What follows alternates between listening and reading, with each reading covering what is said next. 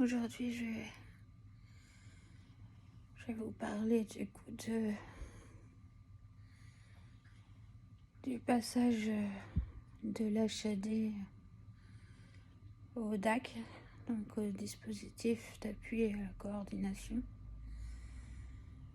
L'HAD est hospitalisation à domicile.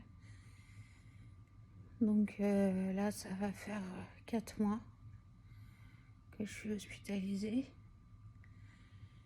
Et donc ils ont décidé de stopper, puisque de toute façon, ils m'ont pas donné de raison. Et mon état n'est pas du tout mieux qu'au départ. Et malheureusement, on ne peut rien faire de plus. Donc voilà, ces derniers temps,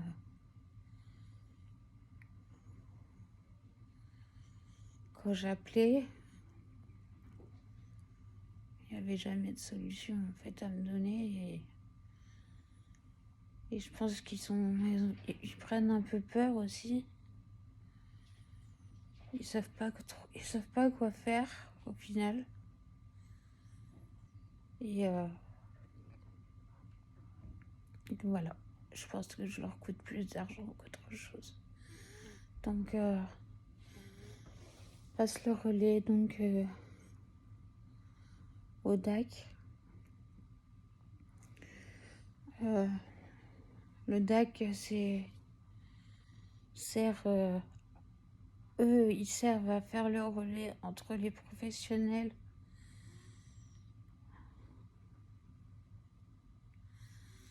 j'ai beaucoup de mal à respirer.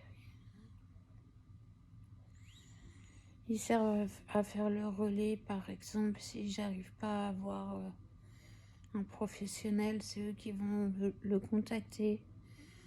Ils ont également des infirmières psy, ce genre de choses. Mais par contre, vu que mes troubles cognitifs ne sont pas reconnus forcément puisqu'ils sont dus au Covid, j'ai plus de prise en charge infirmière.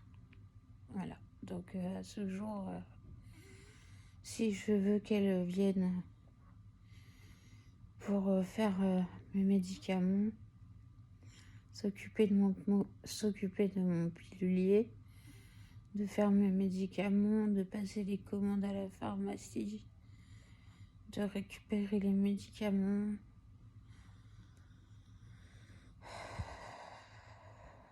Je suis obligée de...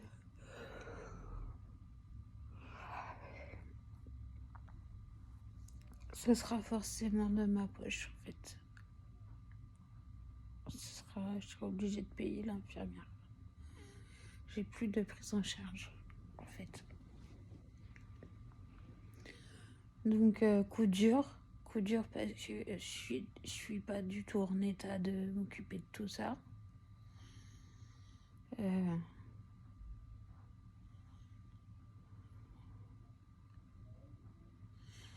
Et devoir payer, c'est inadmissible, quoi. Devoir payer alors qu'on est dans des états pas possibles, c'est inadmissible. Donc voilà, les nouvelles par rapport à ça. Sinon, j'ai de gros soucis avec ma respiration. Les problèmes s'accentuent.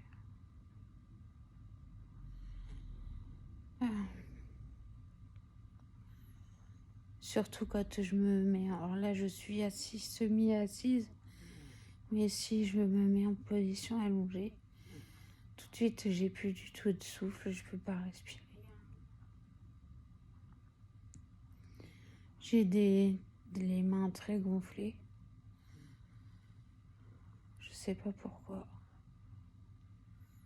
J'ai jamais eu ça encore depuis le début. Et j'ai pris énormément de poids. Ça c'est pareil, je sais pas pourquoi. Donc j'ai envoyé un mail à mon spécialiste à voir ce qu'il en pense et ce qu'il faut faire. Jusque-là, ce qui est prévu, c'est un rendez-vous pneumologue le 16 avril pour faire le point. Et une IRM des sacro-iliaques, donc ça se trouve à l'intérieur du bassin en fait. C'est pour suspicion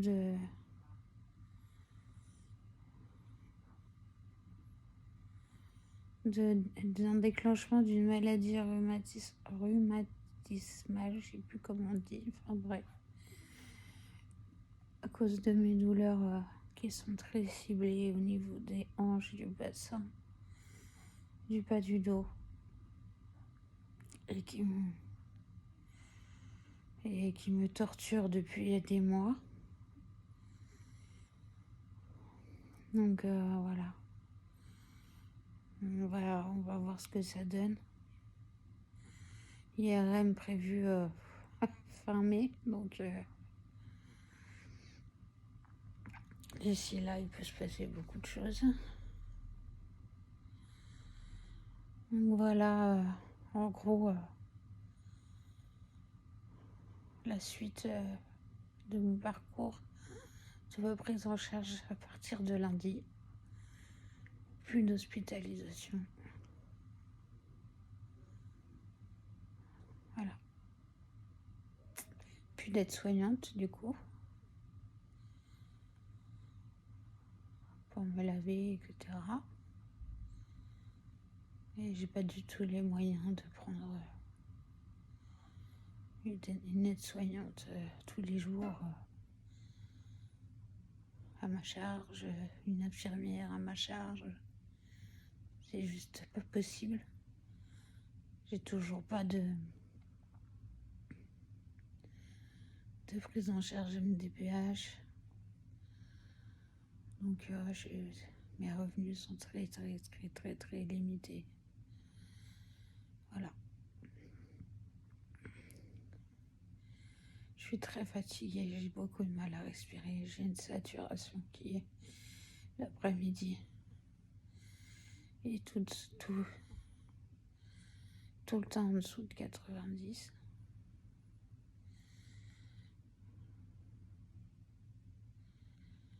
Et je ressens vraiment cette dégradation de mon état respiratoire.